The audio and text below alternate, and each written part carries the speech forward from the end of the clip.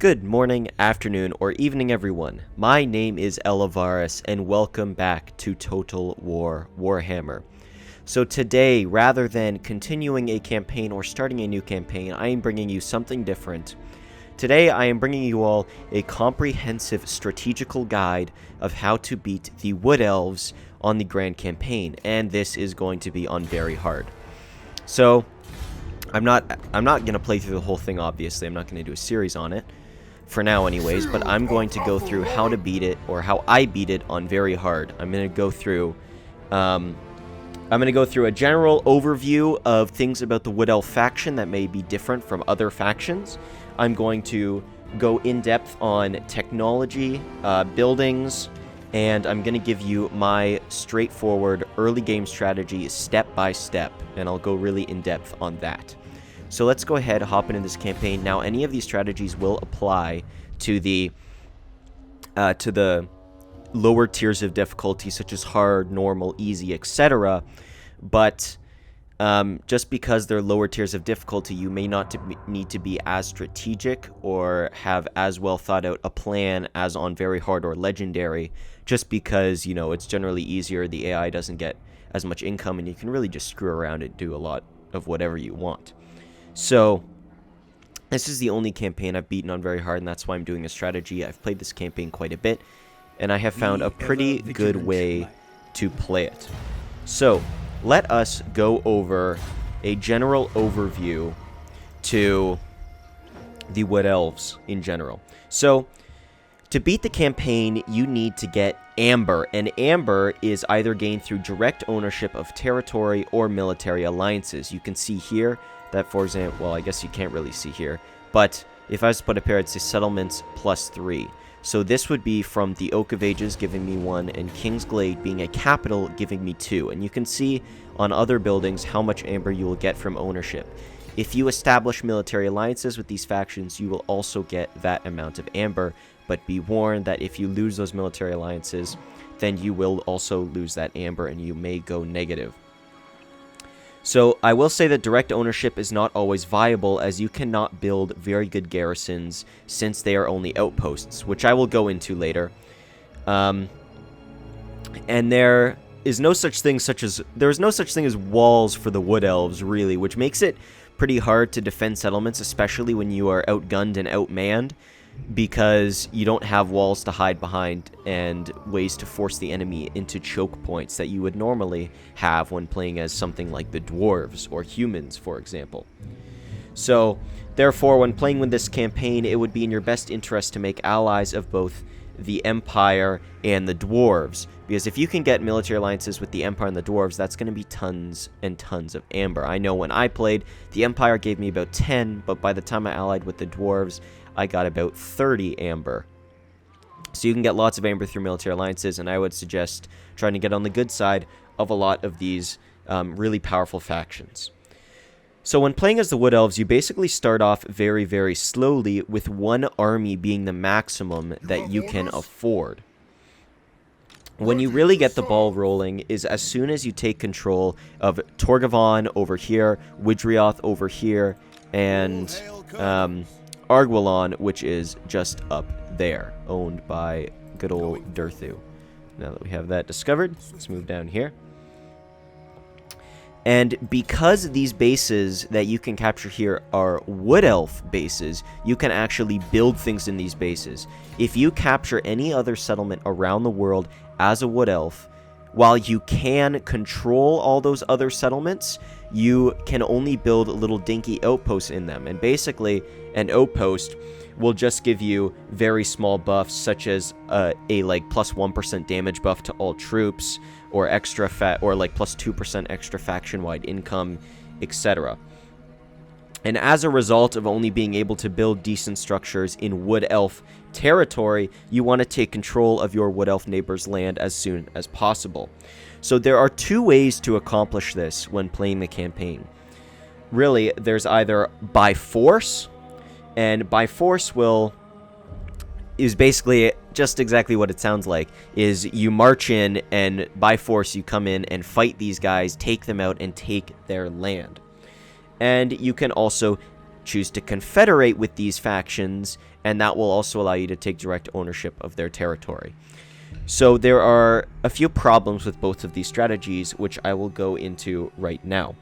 So when using force, it can be very hard to take out Torgavon and Widrioth because they do start out with very sizable armies. They grow quickly to a 20 stack, and they start out with sizable garrisons that can increase in size to usually about 16.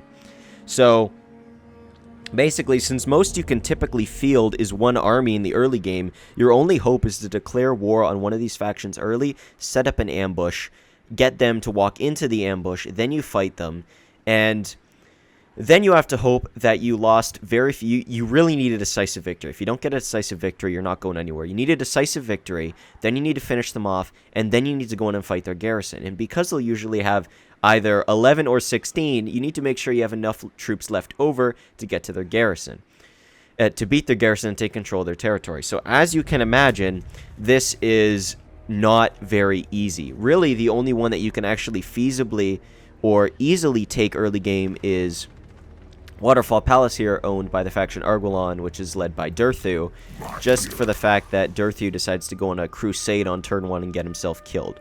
I will be going into this whole thing later. Issue number 2 that you have with by force is that you start off at war with this nice faction over here, Bretonnian faction by the name of Carcassonne. And Carcassonne does not hesitate as soon as you get anywhere, like if I got anywhere within 2 turns distance from my base, so I cannot get back in there in 2 turns, or I take a lot of casualties, Carcassonne is going to capitalize immediately. They will swoop in and they can get from their base to fighting you within 2 turns. They'll take 1 turn to march to here, and then 1 turn to come in and fight. So if you are within more than 2 turns away from your base, Carcassonne will capitalize. And if you take a lot of casualties, they will too. So now let's go into the issue of Confederation. The problem with Confederation is that, as you can see here, you need to get to level 3 of the Oak of Ages to actually confederate, which needs 10 amber. And because of using amber for technology and using amber for potentially units, which is usually not advised, but also using amber to upgrade your main settlement chain building, you're usually pretty tight on amber, especially in the early game, and it can take quite a while to get up to level 3 without running the risk of going negative in amber, which especially early game is a really bad thing, because what that'll do is that'll basically decrease, I believe, it just decreases the rate at which your casualties replenish, which when you only have 1 army could be a huge problem if you fight a big battle and come out, you know, a little bruised. So I'm going to go more into this when I talk about the early game strategy, or the, you know, very specifics of my early game strategy, which I'll go into later. So for now, we're going to go into technology. So the technological upgrades you can get for the Wood Elves are some of the best in the game. I will present here some of the very key buffs. First one is Isha the Mother. This allows you to not only get plus 40 diplomatic relations with the Empire provinces, which will allow you to, you know, make a military alliance with the Empire that much quicker, but will also ignore the early growth gating of the Wood Elves with its plus 50 growth to all provinces, and this also means you're able to save a much-needed building slot from a growth building. Another very key one here is Mathlan, Lord of the Deeps. Really, the plus 40 diplomatic relations are not the huge part of this. Mostly, it's the income from ports plus 400%. And really, when you only have your 1 territory as the Wood Elves, and you've only got 1 place to build stuff, it's really going to be the ports that get your economy up and running and allow you to field a second army or a more elite army. Next one, Azorian the Creator. This will allow you to get plus 40 diplomatic relations with Dwarf realms, which will be really good for getting a military alliance with the Dwarves. It will also mean that you get minus 40% construction cost for all buildings, which is actually quite large, and it'll really help once you start locking down some of your other Elvish territories. And it gives you a nice income from all buildings plus 20%. The last one here that I'd like to mention of the really key buffs is Nethu, Keeper of the Last Door. What this will allow you to do is really the biggest thing here, not really diplomatic relations with undead or the post-battle loot, but it's the raising settlements. As the Wood Elves, you gain a lot of money from raising settlements. Like, I think the highest I've gotten is 62,000 gold from raising a single settlement. So, raising settlements can bring you in tons and tons of money, and therefore getting this income from raising settlements plus 30% will only boost how much you make even more.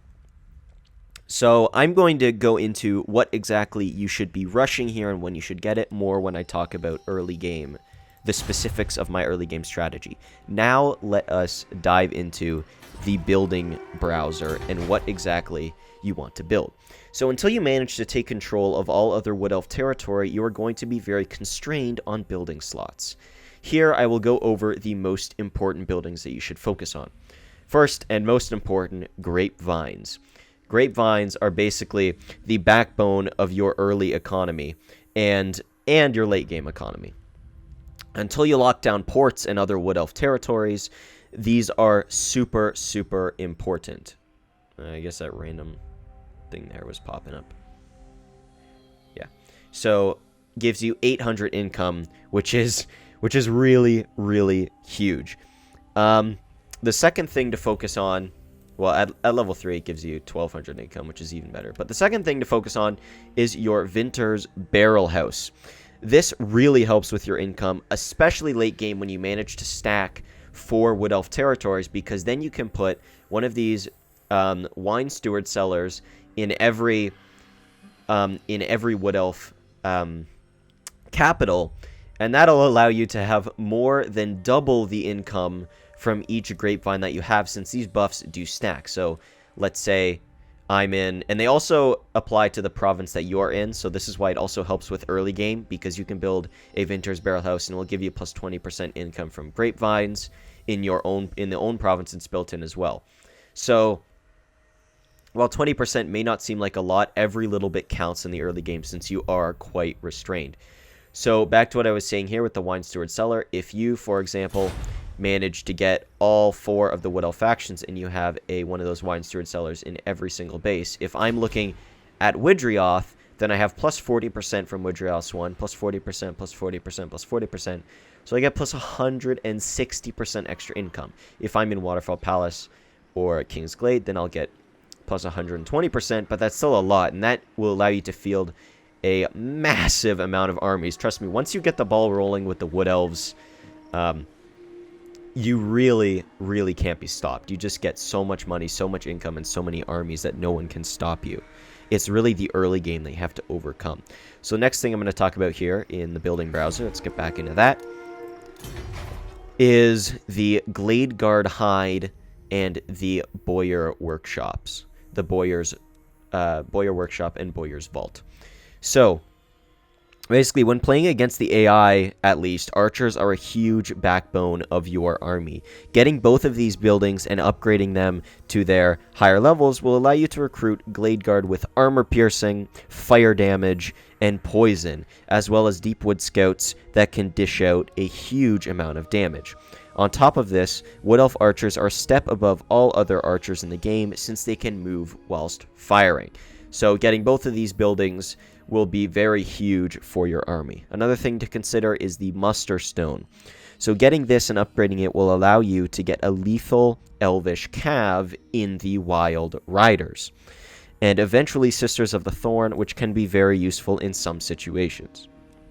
Next building here that's quite important is the Temple of Kurnos, right here.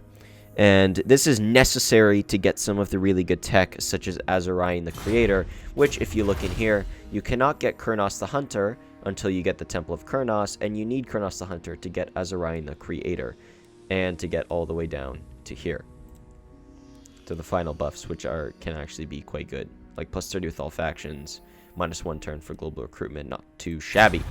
So back in the building browser one last time here, and I'm going to focus on one more building, and this is the War Dancer Feast Halls. So the Elves are one of the races that do have council positions, and this will unlock the Trickster's Mask Elven Council position. So on top of giving +2 unit experience for all War Dancer unit recruits, and then Yes, so for all War Dancer unit recruits faction-wide, so that's for all lords. The Trickster's Mask Elven Council position gives an additional +1 unit experience for War Dancer recruits for any lord that's stationed there. And if you have a lord stationed there, it allows trade with non-Wood Elf factions. This is very good as it allows you to, first of all, make more money, but second of all, establish another agreement with other factions, such as the Dwarves and Empire, that will allow you to boost your diplomatic relations even more, and therefore get you quicker along the path to making military alliances and getting that sweet, sweet amber. Getting this building decently early would be a very good choice. So overall, when you're looking at your buildings, just really be careful about building too many military buildings too early, as the economy always comes first. So now, I'm going to go into my specific early game strategy. So, just as an opening thought here, to keep in mind, try and make sure you keep your military alliance with Clan Angrund, as that is the one alliance that you have early on. Keep a military alliance with Clan Angrund, as they provide good amber, and they'll also give you better relations with people with the other dwarvish realms, such as Karakern, which will then help you get better relations with other realms, such as, the actual dwarves, which you really want to get an alliance with. So now, let's hop into what you're going to be doing in the early game. So the first thing I want to do here is hop into my King's Glade, and immediately I want to get my Grapevines. So it'll take 2 turns to make, but it'll give me plus 800 income. I've got my Waystalker Doden, who's really good because he can assassinate enemy leaders, and he can also slow down targets. So now I'm going to go into Recruitment Pattern, because this can actually save you a decent amount of money. So in total, what I like to do is get 17 units. But due to money constraints, this will take at least 4 turns to accomplish. And you notice that if this takes 4 turns, I'm only getting 10 units. In 4 turns, if you have the money, you can typically get 12 units, but I'm only getting 10. And this, combined with the units I'm recruiting, will allow me to save some money. So first, when you're recruiting units, you want to recruit Eternal Guard first, because they require less upkeep, therefore saving you money if you recruit them first. Secondly, I have run some calculations on this, and I believe the most efficient recruitment pattern over these 4 turns of recruitment is the pattern 2 recruits, 2 recruits, 3 recruits, 3 recruits. So, the first thing I'm going to do here is I'd recruit 2 Eternal Guard. First, because of that pattern I just mentioned, and second, because they cost less upkeep. So, 2, 2, 3, 3. So, I think we're going to go in here and end a turn if I haven't forgotten to build, which I haven't. Obviously, with technology, you're going to want to go for the first one. So, ward save. Really, there's a lot of these things that can give buffs during forest battles. The only issue you run into is that you're typically not fighting many forest battles. So, now I'm going to go into what technology you should rush. Definitely, East of the Mother you want as quickly as possible so you can get your main settlement chain building upgraded quickly. And really, what you want to try and gun for here is Mathlin, Lord of the Deeps. You want to get your plus 400% income from ports, especially because you're in like a coastal region where there's a lot of ports you can capture.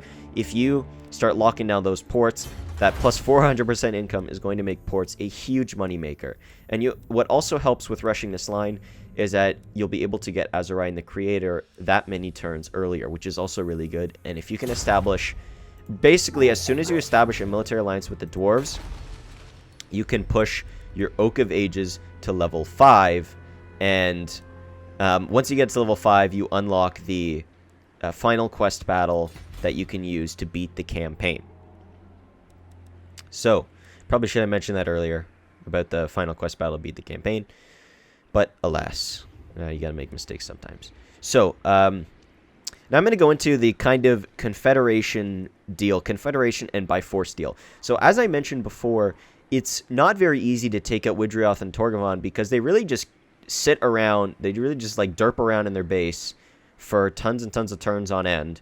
Even if they declare war, they'll just sit in their bases, which makes it very hard to assail them. And then what I mentioned about before, you have to declare war, you have to get a decent amount of units first, so you can really only field 1 army. Declare war, you got to camp somewhere here. you know, get them to try and charge over. You got to ambush them, finish off their ambushed army, and then take out their base, which usually has a pretty sizable garrison, which isn't that easy. What is quite easy, actually, is Arguelon over here, and Durthu decides, like, literally every single time I've played Wood Elves, he goes on a crusade, turn 1, to come and kill beastmen that are approaching from the south here. They're really small stacks, so it's not too much to worry about, but Durthu decides he's just going to charge down here, and he's going to come and kill them, and typically he just gets himself killed. And all throughout the campaign, you'll see a similar style with Durthu. He'll declare war on random factions, and then just go on crusades and get himself killed. So, and because you do notice he only has a garrison of 6 here, and typically doesn't upgrade or get many more units for his garrison, it can actually be quite easy to assail this building.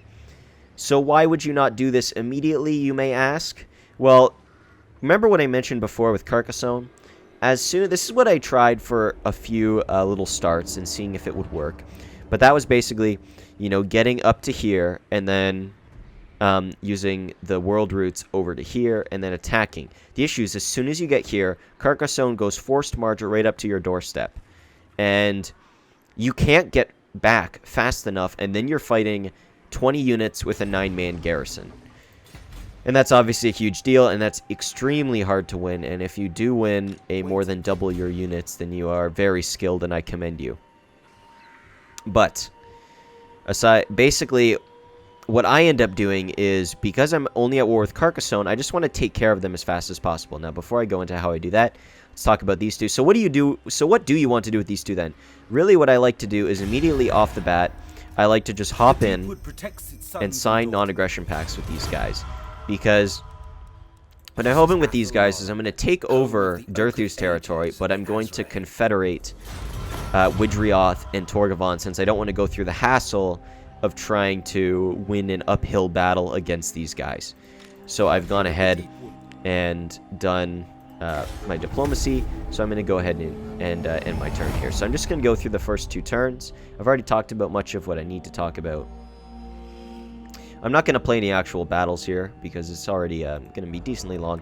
So remember, recruitment pattern 2-2-3-3. So I'm going to recruit 2 more Eternal Guards, since they give me less income. And you can see, if I recruit 3-3 in the next turns, then I'm going to be saving about, well, that'll get me up to 17. Now, based on my calculations, if you were to do 3 recruits, 3 recruits, and then 2 recruits, 2 recruits, which really, if you just wanted to spam as many units as possible, that's what would happen, because that's what your money limits you to, if you're building these, like the wine building and the stuff like that. What ends up happening is that you're going to end up building 3-3-2-2, and I've done calculations, and you save about 500 gold if you do 2-2-3-3 instead of 3-3-2-2. Because in the end, you're going to end up with the same income anyways. I will mention, normally I like to spam Glade Guards, because they're very strong. They're very strong in against the AI, and you can do a lot of damage with Glade Guards. But I will mention, especially with Bretonnian factions and Carcassonne, is that they spam tons and tons of horses, which basically means you cannot run on only a few units of Eternal Guard. You need to get about as many units of Eternal Guard as you have Glade Guard, so that you can keep your Glade Guard safe. So, you know, there's not really much I can do with Dodin here. I'm just going to, you know, bring him down here, scout a little bit, and I'll show you Durthu on his crusade if I can find him here. He's probably, like, right over here. Yeah, there he is. See, Durthu, he's going to come and charge down here, and he's going to dance around with these beastmen. Usually he doesn't engage. Usually he just gets engaged upon.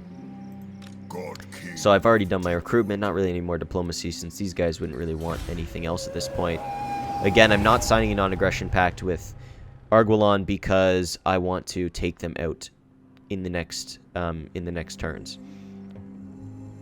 So then coming in here, I'm going to do my recruitments of 3. So I've got 1, 2, 3, 4, 5, 7 units of Eternal Guard. Typically I like to get 1 more, so we're going to get 1 more unit, and we get 2 units of Glade Guard. So I'm going to get 4 units of Glade Guard, and I'm going to get 6 units of Eternal Guard. That's what I'm going to do here.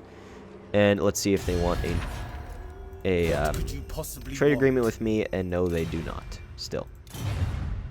One thing to be aware of with Clan Angren is when you start allying with Widrioth and Torgavon, they start to not like you because Clan Angren and Widrioth really just hate each other, mainly because of aversion. You know, the racial penalty you get for collaborating with other races. So, you know, I'm already at only 2, even though I have a military alliance. So this is Widrioth. I stand strong behind the shield of defiance. I'm only at 2, even though I have all these packs. So really, what you want to try and do to strengthen this is potentially give a few gifts once you get the money for it, and get a military access pact. One thing to be very aware of in this campaign is that you have fools. Like, these 2 guys, especially Widrioth, can be really huge fools, and what they'll do is you'll get a maritime alliance with them, and they'll just declare war on random factions, potentially factions that you have alliances with. So, you know, you have your alliance with Clan Angren, you make an alliance with these guys, and suddenly they declare war on Clan Angren, and then you're screwed because then you get a trait of unreliable because you're forced to break a military alliance. So, that's really unfortunate, and something really why you want to be careful with military alliances with your buddies. It would probably be best to do defensive alliances, since no one really declares war on these guys, since they just kind of sit here. So you get a defensive alliance, and then you wait until you're close to getting confederation, and that's when you pop the military alliance on. So again, you're going to do 1 more turn of Glade. We're going to get 3 Glade Guards here. We have enough money for it. And we do have our income with the Grapevines. So typically, after I build the Grapevines, what I like to do immediately after, once I upgrade my main settlement chain building, is get the Vinter's Barrel House and get the guard platform for some extra garrison, so that Carcassonne or anyone else can't just march in and destroy me because of my weak garrison. I'm going to keep Doden here. I don't want to do many actions with him because I want to keep, as I was saying, I want to keep my money up. Durthu doesn't really engage these guys, just kind of derps around until one of them is over here. There's a second one over here, but he just kind of derps around until he gets destroyed by one of them. And your forces have enough garrison. You have enough of a garrison in each of these bases to be able to hold a 7 or 8 stack of beastmen, so you'll be okay.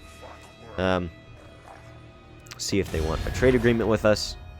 What could you possibly want? Still do not. So yeah, especially on very hard, you get quite a few diplomatic penalties, so it can be hard to get, you know, diplomacy flowing. See, the beastmen are moving, and I'm not going to get very far into this campaign. I'm just kind of giving you an overview in the early game strategy. We go through all the turns. We did get our technology, so I'm just going to rush up Fall the Maker and then issue the Mother.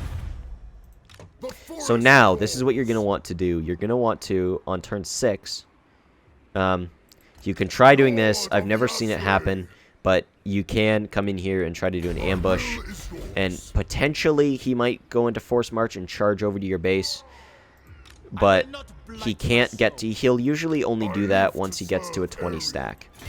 So then what you're going to do is you're basically just going to come over here and sit here for this turn.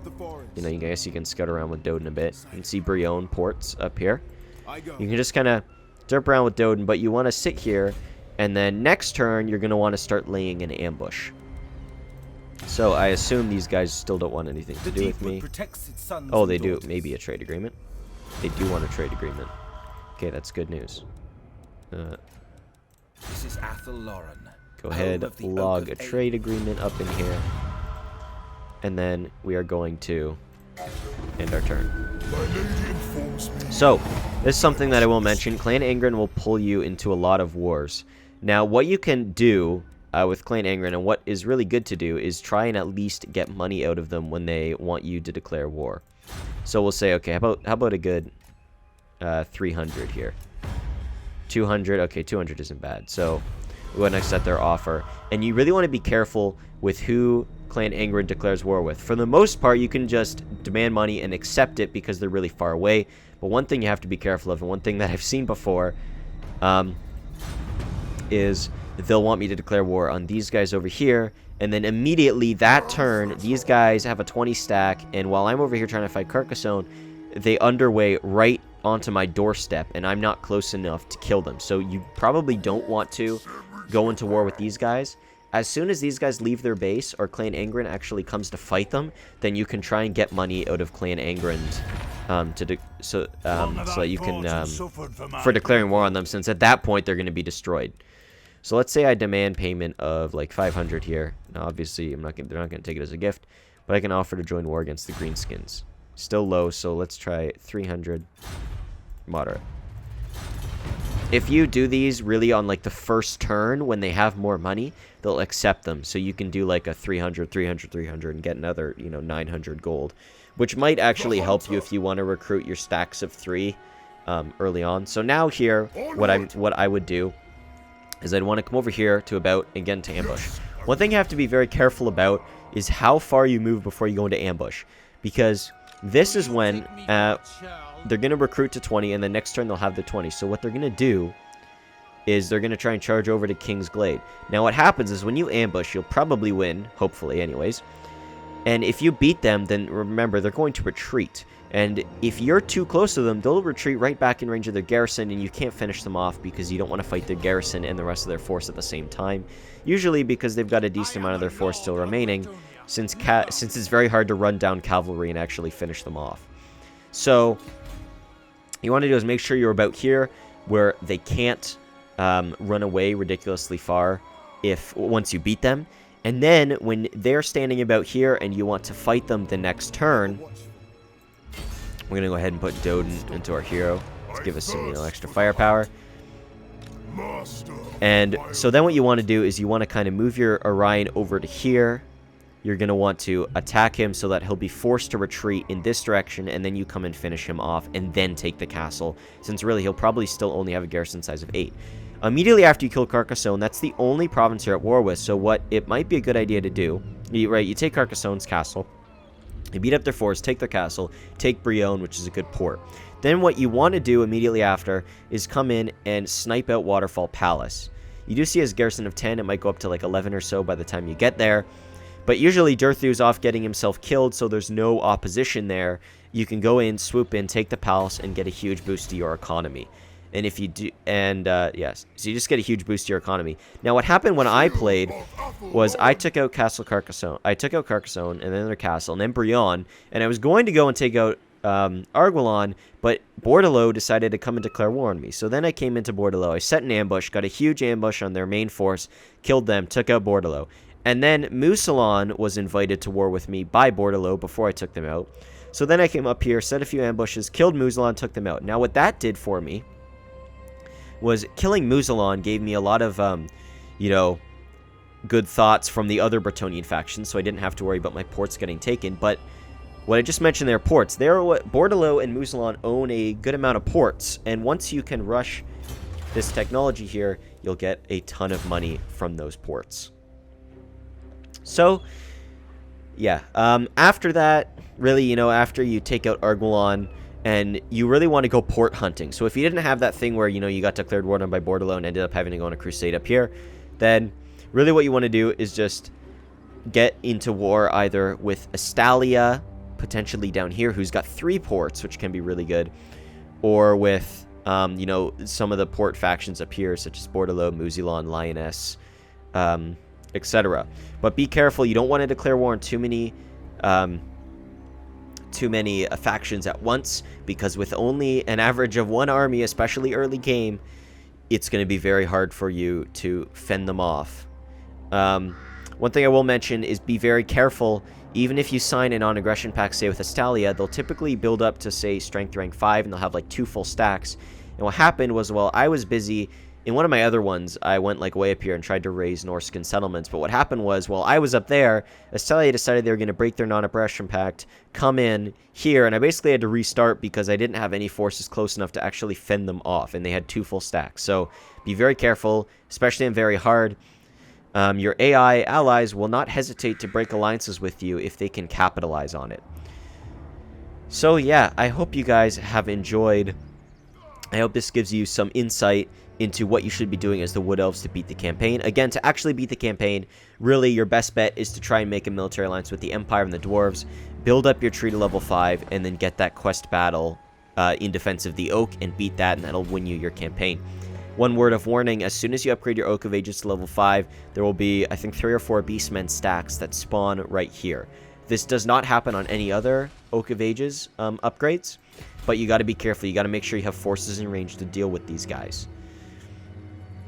So, yes. I thank you all for watching. I hope this helped you guys. If you have any things you'd like to mention, potentially things that I missed, or questions for further clarification, you may feel free to post them in the comment section below. So I thank you all for watching. I hope you have a great rest of your day. Cheers, guys.